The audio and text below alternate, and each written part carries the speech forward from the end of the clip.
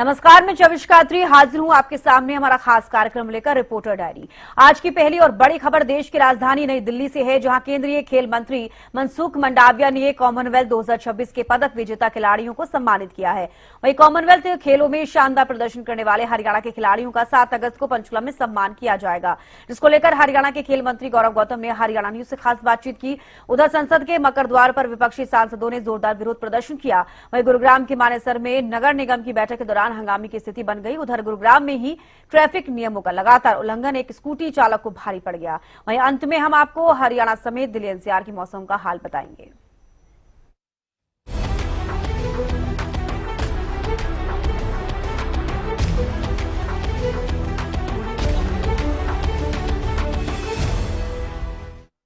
नगर पालिका कर्मचारी संघ और हरियाणा सरकार के बीच हरियाणा निवास में हुई बैठक बेनतीजा रही। बैठक में कैबिनेट मंत्री विपुल गोयल और कृष्ण बेदी मौजूद रहे, लेकिन कर्मचारियों की मांगों पर सहमति नहीं बन सकी। इसके बाद संघ ने कल से 3 दिन की हड़ताल का ऐलान किया, जिसमें करीब 50,000 कर्मचारी शामिल होंगे। संघ के नेता नरेश शास्त्री ने कहा, मांगे पूरी होने तक हड़ताल जारी रहेगी और सरकार केवल आश्वासन दे रही है।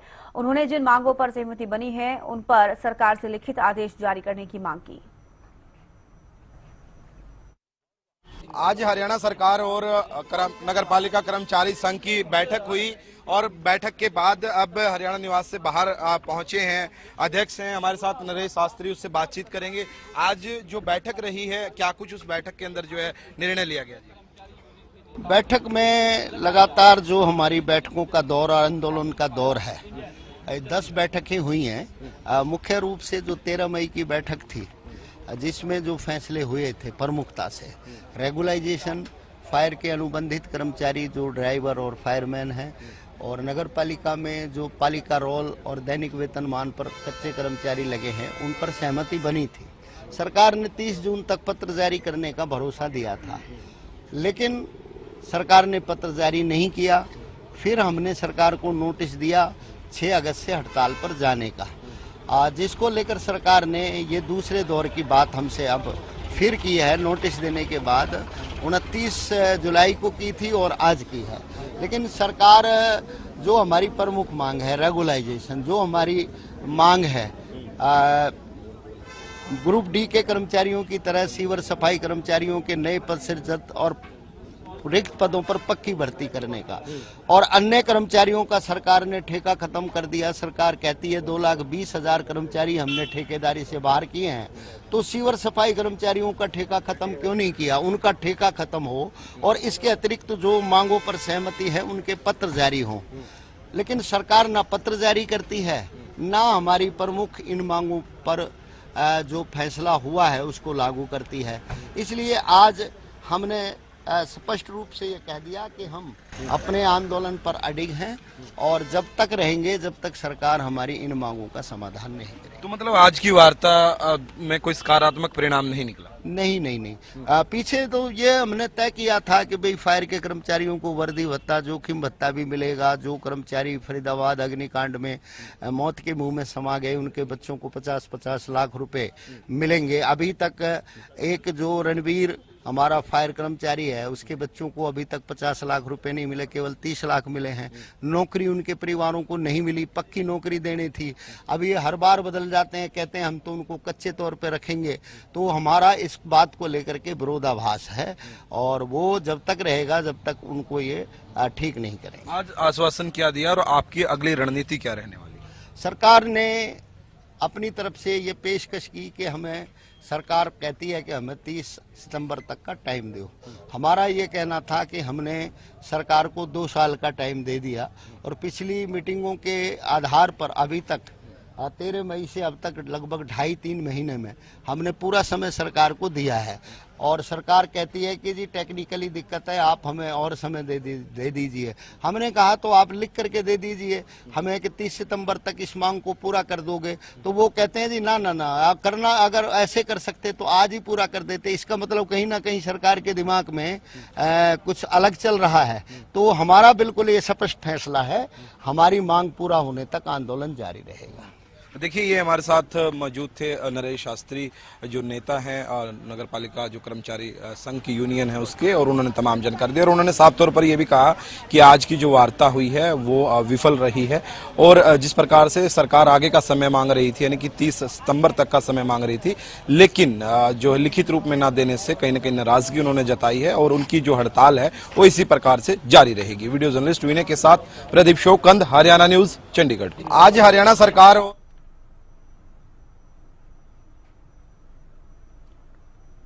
केंद्रीय खेल मंत्री मनसुख मंडाविया ने कॉमनवेल्थ 2026 के पदक विजेता खिलाड़ियों को सम्मानित किया।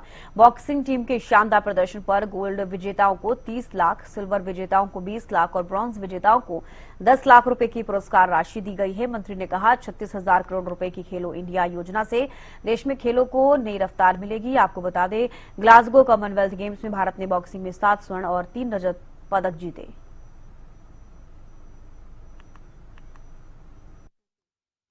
मेरा पहला अभिनंदन है दोनों कोच को। उनकी मेहनत, उसका डेडिकेशन ने आपको तैयार करा। हमारी भारतीय परंपरा को में गुरु को पहले स्थान दिया गया है। एक कोच के रूप में आपके गुरु है, आप उसको हमेशा सम्मान देते रहना। आप जहां भी हो वहां, जब उससे भी आगे बढ़ो, आप ओलंपिक्स लेके आओ, लेकिन जिन्होंने आपको सिखाया है उसको कभी भूलना नहीं। दूसरा, ये अवसर आपको दिया है सरकार ने, मोदी जी ने। खेलो इंडिया स्कीम लाया, स्पोर्ट्स के लिए सारी फैसिलिटी व्यवस्था खड़ी करी। लास्ट वीक में 36,000 करोड़ रुपया दिया जो आपके लिए यूज करा जाएगा, जिसमें फॉर एग्जाम्पल लवलीना अभी इतने समय से खेल रही है, तो कल वो रिटायर्ड कर जाएगी, तो उसको एकेडमी चालू करनी हो तो मैंने तय करा है कि अभी सरकार स्पोर्ट्स इंफ्रास्ट्रक्चर और फैसिलिटी नहीं चलाएगी। आप जैसे जो एथलीट रिटायर्ड करेंगे, जो स्पोर्ट्स को जीते हैं, मैं आपको कहूंगा कि आप चलाओ, पैसा हम देंगे। उनका लाभ भविष्य में आपको मिलना है। लेकिन सरकार कब करती है? देश के हर व्यक्ति टैक्स देते हैं। तो हम आभारी है इस देश का कि जिन्होंने हमें यहां पहुंचने के लिए अपॉर्चुनिटी दी। हम जब खेले तब भारत माता का गौरव, भारत माता की शान हमेशा हमारा दिल दिमाग में रहनी चाहिए।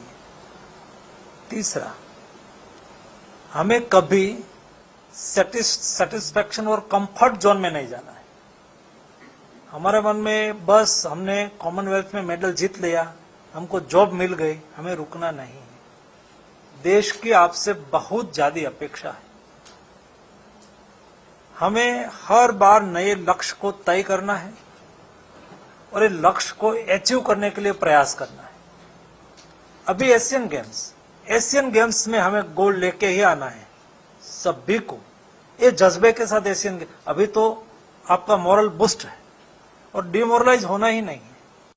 केंद्रीय खेल मंत्री ने आज कॉमनवेल्थ गेम्स के जो विजेता हैं उनसे मुलाकात की। ग्लासगो में 2026 जो कॉमनवेल्थ गेम्स हुए हैं उनके विजेताओं से मुलाकात की है केंद्र खेल मंत्री। उन्होंने कई बातों का जिक्र इस मुलाकात में भी देखने को मिला है। चाहे वो मुलाकात में पहले तो प्रेरणा की बात हुई है कि किस प्रकार से अब जिम्मेदारी बनती है, यानी उन्होंने कहा कि प्रेरणा दे उन खिलाड़ियों को जो अभी कोशिश कर रहे हैं, प्रैक्टिस कर रहे हैं, उन युवाओं को भी प्रेरणा देनी जरूरी हो जाती है और उनकी जिम्मेदारी इनके कंधों के ऊपर डाली गई है। इसके साथ साथ राशि की भी बात हुई है कि किस प्रकार से जो 36,000 करोड़ जो खेलो इंडिया योजना के तहत खिलाड़ियों को किस प्रकार से प्रोत्साहन मिलता है, ये सुनिश्चित ये जो योजना है वो करती है। इसके साथ साथ जो कॉमनवेल्थ गेम्स के विजेता हैं उसमें गोल्ड मेडलिस्ट को जो बॉक्सिंग के हैं उन्हें 30 लाख की राशि खेल मंत्री के द्वारा दी गई है। वहीं जो सिल्वर मेडलिस्ट है उनको 20 लाख और जो ब्रोंज है उन्हें 10 लाख की जो राशि है वो खेल मंत्री मनसुख मांडविया के द्वारा दी गई है। उसके साथ साथ किस प्रकार से और आगे जो खिलाड़ी हैं वो बढ़े, साथ ही लगातार मेहनत करते रहे और जो आने वाले अपकमिंग खिलाड़ी है उनके लिए प्रेरणा बनना बहुत जरूरी हो जाता है। दिल्ली से हरियाणा न्यूज के लिए अपराजिता श्री। संसद के मकर द्वार पर विपक्षी सांसदों ने विरोध प्रदर्शन किया। राहुल गांधी, प्रियंका गांधी वाड्रा समेत कई नेताओं ने सीजेपी प्रदर्शनकारियों के खिलाफ कथित पुलिस कार्रवाई, राम मंदिर चंदा मामले में कथित हेराफेरी, अन्य मुद्दों को लेकर सरकार के खिलाफ प्रदर्शन कर हंगामा किया। आपको बता दें कि इस विरोध मार्च में लोकसभा में नेता प्रतिपक्ष राहुल गांधी, कांग्रेस अध्यक्ष मल्लिकार्जुन खड़गे, प्रियंका गांधी वाड्रा समेत टीएमसी, आरजेडी और अन्य विपक्षी दलों के दिग्गज नेता हाथों में तख्तियां लेकर पहुंचे थे। मॉनसून सत्र का आज 13वां दिन है और लगातार जिस प्रकार से हंगामे की भीड़ चढ़ती हुई नजर आ रही है। अगर आज सुबह की हम बात करते हैं तो मकर द्वार पर विपक्ष के द्वारा मार्च किया गया है। गृह मंत्री अमित शाह के ना मौजूद होने पर लगातार विपक्ष के द्वारा हंगामा किया जा रहा है। सवाल किए जा रहे हैं कि आखिर गृह मंत्री अमित शाह किस चीज से बच रहे हैं, क्यों वापस नहीं आ रहे हैं, वो सदन में क्यों नहीं हिस्सा ले रहे हैं, तमाम तरह की बातें हो रही है। इसके साथ साथ 20 जुलाई को बच्चों के ऊपर जो बर्बरता की गई है, अकाउंटेबिलिटी सेट हो, इसके अलावा जो एफआईआर दर्ज किए गए इस पर भी सवाल उठाए जा रहे हैं और साथ ही राम मंदिर चंदा चोरी पर भी लगातार विपक्ष के द्वारा सवाल उठाया जा रहा है। वहीं जैसे ही 11 बजे सदन की कार्यवाही शुरू हुई तो बाकी दिनों की तरह वापस से हंगामेदार देखने को मिली है। कुछ ही देर के बाद सदन की कार्यवाही को 2 बजे तक के लिए स्थगित कर दिया गया, क्योंकि लगातार जिस प्रकार से हंगामा किया जा रहा है, विपक्ष के द्वारा कहा जा रहा है कि हमारी बातों को नहीं सुना जा रहा है। वहीं सत्तारूढ़ पार्टी के द्वारा ये आरोप लगाया जा रहा है कि विपक्ष सदन की कार्यवाही को नहीं चलने देना चाहती है। इसके बाद पार्लियामेंट्री अफेयर्स मिनिस्टर के द्वारा एक बैठक बुलाई गई, यानी राहुल गांधी से उन्होंने मुलाकात की। Leader of opposition Lok Sabha Priyanka Gandhi Vadra भी मौजूद रहे, क्योंकि लगातार जिस प्रकार से सदन की कार्यवाही लोकसभा की नहीं चल पा रही है, जिसको लेकर इस बैठक में चर्चा भी किया गया। हालांकि अब देखने वाली बात होगी कि 2 बजे जब सदन की कार्यवाही शुरू होगी तो क्या कुछ चीजें रहती है, क्या अब सदन की कार्यवाही चलेगी, क्योंकि अब केवल कुछ ही और दिन बचे हैं कार्यवाही में। मगर लगातार जिस प्रकार से स्थगित हो रही है तो कई बिजनेसेस हैं जिस पर चर्चा नहीं हो पा रही है। जीरो आवर कहीं ना कहीं पूरी तरीके से खाली जाती हुई नजर आ रही है। देखने वाली बात होगी कि अब किस प्रकार से सदन की कार्यवाही चलती है या नहीं चलती है, वापस से हंगामेदार रहती हुई नजर आएगी। दिल्ली से हरियाणा न्यूज के लिए अपराजिता श्री। मॉनसून सत्र का कॉमनवेल्थ खेलों में शानदार प्रदर्शन करने वाले हरियाणा के खिलाड़ियों का 7 अगस्त को पंचकुला में सम्मान किया जाएगा। मुख्यमंत्री नायब सिंह सैनी पदक वीरों को सम्मानित करेंगे। हरियाणा के खिलाड़ियों ने कुल 11 पदक जीते, जिनमें 13 में से 7 स्वर्ण पदक शामिल हैं। पदक विजेताओं के साथ प्रतियोगिता में भाग लेने वाले खिलाड़ियों का भी सम्मान होगा। कॉमनवेल्थ गेम्स में भारत के खिलाड़ियों ने 39 पदक जीतने का काम किया, जिसमें से 13 टोटल गोल्ड मेडल आए, जिसमें से 7 हरियाणा के खिलाड़ियों ने जीतने का काम किया। और उसी जीत की खुशी में आने वाली 7 अगस्त को तमाम जो खिलाड़ी जीत कर आए हैं और जिन खिलाड़ियों ने कॉमनवेल्थ गेम में जो है हिस्सा लिया है, तमाम खिलाड़ियों को सम्मानित करने का काम पंचकुला के अंदर किया जाएगा।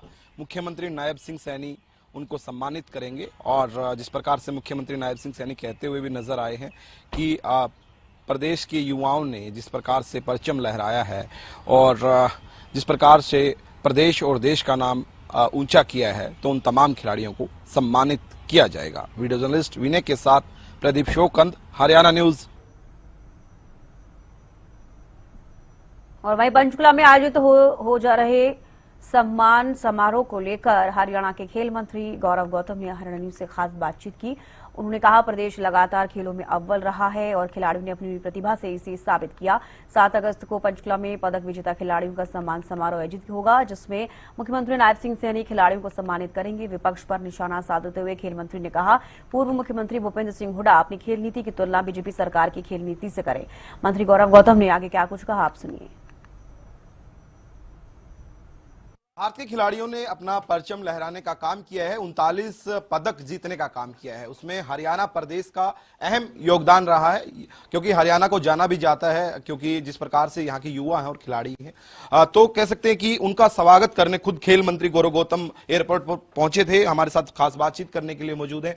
क्या कहेंगे गौतम जी, किस प्रकार का अनुभव आपका रहा और उन बच्चों ने जिन्होंने इतनी अच्छी कह सकते हैं कि अपनी प्रतिभा दिखाने का काम किया है, क्या संदेश उनको देना चाहिए? उनको ढेर सारी शुभकामनाएं, बधाई। पूरा भारत उन पर नाच कर रहा है कि हमारे हरियाणा के बेटियों ने दुनिया के प्लेटफॉर्म पर तिरंगे को लहराने का काम किया और 3 ही घंटे में पूरे भारत को गोल्ड में ही कर दिया लास्ट के।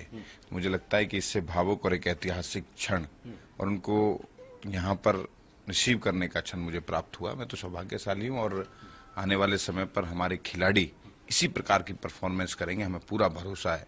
और नायब सिंह सैनी सरकार, खुद मुख्यमंत्री उनको सम्मानित करने के लिए, उनका खैर मकदम करने के लिए खुद लालायित है और जल्दी परसों उनका स्वागत और अभिनंदन बहुत ग्रैंड सेलिब्रेशन के साथ माननीय मुख्यमंत्री नायब सिंह सैनी करेंगे। सर, जिस प्रकार से देखा जाए कि 10 पदक हरियाणा को मिले हैं, उसमें बेटियां भी हैं, तो हरियाणा के लिए कितनी बड़ी उपलब्धि इसको आप मानते हैं खासतौर पर? सर, बहुत बड़ी उपलब्धि है और जहां भारत 12वें नंबर पर जा रहा था, उनको सीधा हरियाणा के खिलाड़ी जब मैदान में कूदे तो चौथे नंबर पर लेकर आ गए और हरियाणा के खिलाड़ियों ने टोटल 13 मेडल में से 7 मेडल अकेले गोल्ड मेडल हरियाणा के। इससे बड़ा गौरव पल क्षण क्या हो सकता है? सर, जिस प्रकार से आप बता रहे हैं खिलाड़ियों की नीतियों के बारे में भी, और लेकिन नेता प्रतिपक्ष भूपेंद्र सिंह हुड्डा जो है सवाल उठाने का काम कर रहे हैं। उन्होंने कहा कि हमारे समय में जो नीति होती थी, पदक लाओ पद पाओ, लेकिन अब वो नीति नहीं रही और डीएसपी रैंक तक की नौकरी जो है वो देने का काम किया जाए खिलाड़ियों को। मैं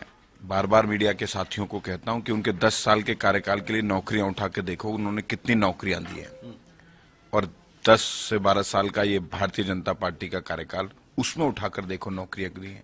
मैं आपको कह रहा हूं कि 3 से 4 गुना ज्यादा नौकरियां कांग्रेस के 10 कार्यकाल से 10 साल के कार्यकाल में मिली है और 4 गुना से ज्यादा, 5 गुना से भी ज्यादा प्रोत्साहन राशि खिलाड़ियों को देने का काम इस नायब सिंह सैनी सरकार ने किया। ये हम नहीं कह रहे, ये जाके ऑनलाइन पोर्टल पे सब कुछ अवेलेबल है। इन लोगों को मॉरल क्वेश्चन उठाने का ये अधिकार नहीं है। 2030 में गेम होने हैं, उनको लेकर भी कांग्रेस के नेता तमाम तख्तियां लेकर खड़े हो जाते हैं और कहते हैं कि हरियाणा क्यों नहीं, गुजरात क्यों? कांग्रेस इस देश को ही बांटना चाहती थी स्टार्टिंग से ही। हम पूरे भारत को एक तरफ से देखते हैं और वो एक एक स्टेट में बांटते हैं। ये उनकी एक तो मनसा पे क्वेश्चन है। और अगर मैं ही क्वेश्चन करूं इन बात से कि 2010 में जब दीपेंद्र हुड्डा सांसद थे, तब तख्तियां नहीं लटकी थी दिल्ली के अंदर, कॉमनवेल्थ थे, हरियाणा में क्यों नहीं चुना गया? दिल्ली को चुना गया, सब कुछ दिल्ली में हुआ, लेकिन हम इस बात को सोचते नहीं है उस तरीके से। ये कांग्रेस की सोच है। हमारे लिए भारत के हर कोनों में अलग अलग गेम्स अलग अलग तरीके से होंगे। जहां बेहतरीन इंफ्रास्ट्रक्चर बनाने का काम होगा वहां पे और अच्छे होंगे। हरियाणा में ऑल गेम्स होंगे, यूथ गेम्स होंगे, स्टेट नेशनल गेम होंगे, यूनिवर्सिटी गेम होंगे, हर गेम कराने का काम हरियाणा भी करेगा, लेकिन इस तरीके से नहीं सोचना चाहिए। जी, धन्यवाद सर। ये थे हमारे साथ खेल मंत्री गौरव गौतम, जिन्होंने तमाम जानकारी दी और उन्होंने बताया कि ये गर्व की बात है कि जिस प्रकार से कह सकते हैं कि हरियाणा के जो युवा हैं यानी खिलाड़ी हैं, उन्होंने अपना परचम लहराया है। वीडियो जर्नलिस्ट विनय के साथ प्रदीप शोकंद, हरियाणा।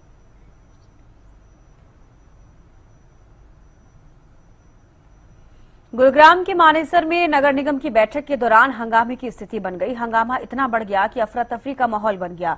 इस बीच सीनियर डिप्टी मेयर ने मेयर और उनके समर्थकों पर मारपीट, धक्का मुक्की, धमकी देने और महिला पार्षदों से बदसलूकी के गंभीर आरोप लगाए। उन्होंने बैठक में बाहरी लोगों और असामाजिक तत्वों को बुलाने का भी आरोप लगाया। मामले को लेकर सेक्टर 7 थाने में शिकायत देकर एफआईआर दर्ज करने, साथ ही सीसीटीवी और वीडियो फुटेज की जांच कराने की मांग की गई।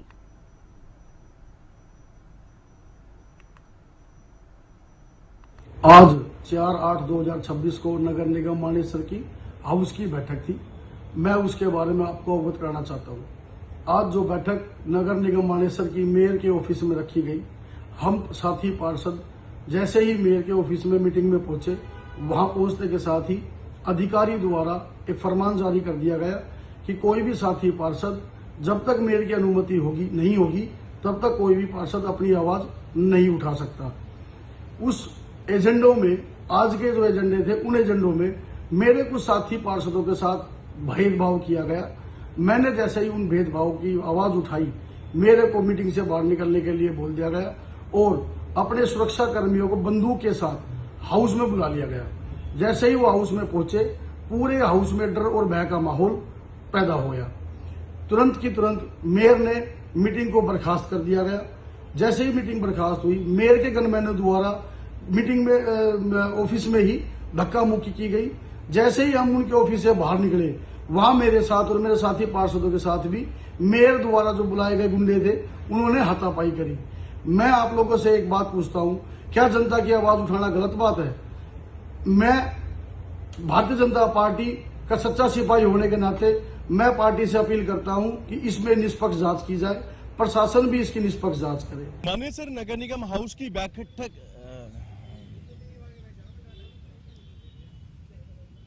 नगर निगम मानेसर की हाउस की बैठक में एक बार फिर हंगामा देखने को मिला। एक बार फिर मेयर और सीनियर डिप्टी मेयर आमने सामने नजर आए। इस बैठक में आरोप लगाए गए हैं कि मेयर ने अपने निजी कार्यालय पर हाउस की बैठक बुलाई है। वहीं पर senior deputy mayor Parveen Yadav का आरोप है कि इस बैठक में पार्षदों को अपने मुद्दे रखने की अनुमति मेयर के द्वारा नहीं दी गई। जब इसका विरोध सीनियर डिप्टी मेयर ने किया तो मेयर और मेयर के बुलाए हुए लोगों ने सीनियर डिप्टी मेयर और अन्य पार्षदों के साथ धक्का मुक्की की और गाली गलौज की। इतना ही नहीं, सीनियर डिप्टी मेयर ने मेयर पर और बुलाए हुए गुंडों के ऊपर आरोप लगाया है कि मेयर के द्वारा जान से मारने की धमकी दी गई है। अब ऐसे में senior deputy mayor Pradeep Yadav ने मानेसर के सेक्टर 7 पुलिस स्टेशन में शिकायत दे दी है। अब देखना यही होगा कि अब सीसीटीवी के आधार पर गुरुग्राम पुलिस मामला दर्ज करती है या नहीं, ये देखने वाली बात होगी। गुरुग्राम से कैमरामैन राहुल के साथ संजय राठौर, मानेसर नगर निगम। गुरुग्राम में ट्रैफिक नियमों का लगातार उल्लंघन कर एक स्कूटी चालक को भारी पड़ गया है। ट्रैफिक पुलिस ने कार्रवाई करते हुए स्कूटी को पकड़ लिया। जांच में सामने आया कि वाहन पर कुल 96 चालान लंबित थे, जिनकी कुल बकाया राशि करीब 10 लाख रुपए थी। पुलिस ने स्कूटी को इंपाउंड कर आगे की कार्रवाई शुरू कर दी है। ट्रैफिक नियमों की अवहेलना करने वालों पर अब गुरुग्राम ट्रैफिक पुलिस सख्ती करती हुई नजर आ रही है। तो वहीं पर अब एक ऐसी एक्टिवा का चालान किया है जिसके ऊपर 96 चालान बकाया था, जिनकी राशि करीबन 10 लाख रुपए से अधिक थी। अब उस एक्टिवा को गुरुग्राम ट्रैफिक पुलिस ने इंपाउंड कर लिया और इसी के साथ साथ अब गुरुग्राम के चौक चौराहों पर सीसीटीवी कैमरे भी लगाए गए हैं और इसके साथ एक बड़ी एलईडी स्क्रीन लगाई गई है, जिसके अंदर तमाम वाहनों के नंबर के साथ साथ कितने चालान पेंडिंग है और कितनी राशि बकाया है वो भी कहीं ना कहीं अब शो करती हुई नजर आएगी। ऐसे में अब जो भी लोग ट्रैफिक के नियमों की अवहेलना करते हैं वो कहीं ना कहीं अब पुलिस के टारगेट पर है। इतना ही नहीं, गुरुग्राम पुलिस की टीम लगातार चौक चौराहों के साथ साथ सीसीटीवी कैमरों से भी अब तमाम वाहनों के ऊपर नजर बनाए हुए है। गुरुग्राम से कैमरामैन राहुल के साथ संजय राठौर। दिल्ली, हरियाणा समेत उत्तर भारत के कई राज्यों में मानसून ने रफ्तार पकड़ ली है। हरियाणा में मानसून की बारिश ने एक और लोगों को भीषण गर्मी से राहत दी। तापमान में गिरावट दर्ज की गई और किसानों के चेहरों पर भी खुशी लौटी। लेकिन दूसरी ओर जगह जगह हुए जलभराव ने प्रशासन के दावों की पोल खोल दी। मंगलवार को प्रदेश के लगभग सभी जिलों में बारिश हुई। अंबाला, गुरुग्राम, पानीपत और फतेहाबाद से सामने आई तस्वीरों ने हालात बयां किए हैं। कई इलाकों में सड़कों पर इतना पानी भर गया कि लोगों को आवाजाही में भारी परेशानी हुई। राजधानी दिल्ली में इस वक्त जोरदार वर्षा हो रही है। हालांकि जिस प्रकार से सुबह से ही मौसम काफी सुहावना हो चुका है, देर रात की बात करते हैं तो काफी झमझमाती हुई वर्षा हुई है, जिसका असर आज पूरे दिन देखने को मिल रहा है। इस साथ अगर अभी की भी बात करते हैं तो जोरदार वर्षा राजधानी दिल्ली के कई इलाकों में हो रही है। मौसम काफी सुहावना हो चुका है, मगर इसके साथ साथ एक परेशानी जरूर हो जाती है। वो है कि जब भी वर्षा होती है राजधानी दिल्ली में तो जलभराव, जल जमाव जैसी परेशानी होती है, यानी आवाजाही में काफी दिक्कतें लोगों को झेलनी पड़ती है। मगर उसके अलावा अगर केवल मौसम की हम बात करते हैं तो मौसम काफी सुहावना हो गया है।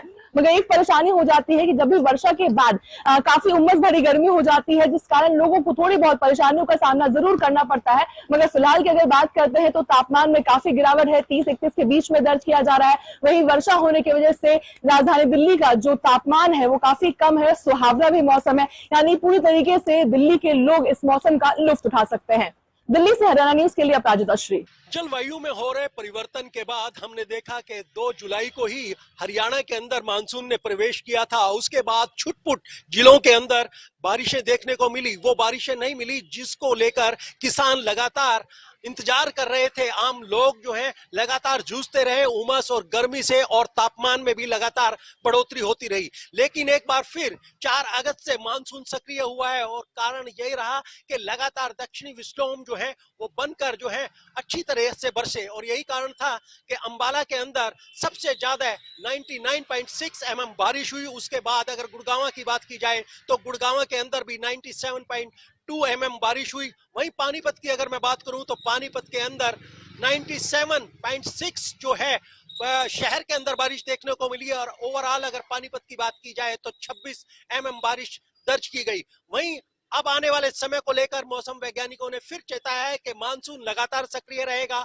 और जिसमें 5 से लेकर 8 तारीख तक लगातार जिलों के अंदर भारी बारिश देखने को मिलेंगी। फिलहाल मैं बता दूं कि घटा भी बनी हुई है और बादल भी हैं, कभी भी बारिश हो सकती है। और जिस तरीके से पानीपत में बारिश हुई है उसने तमाम रिकॉर्ड तोड़ दिए हैं। हर जगह जल भराव की समस्या सामने देखी गई है, चाहे वो नेशनल हाईवे हो या तमाम शहर की गलियां हो, हर जगह पानी जो है लबालब भरा देखने को मिला। यही कारण है कि लगातार जाम की स्थिति भी कल देर रात 2.5 घंटे तक बनी रही। NH44 पर लगातार 3 बजे के बाद 5 बजे तक जाम लगा रहा। वहीं आपको यह भी बता दें कि मौसम वैज्ञानिकों ने एक बार फिर चेताया है कि आने वाले दिनों में गुड़गांव, फरीदाबाद, अंबाला, कुरुक्षेत्र, करनाल तमाम जिलों में दक्षिणी हरियाणा का इलाका हो या उत्तरी इलाका हो, तमाम जगह बारिशें देखने को मिलेंगी। जितेंद्र शर्मा, हरियाणा न्यूज, पानीपत। और यहाँ रुकने छोटे से ब्रेक ले, जल्द लौटेंगे, आप बने रहिए।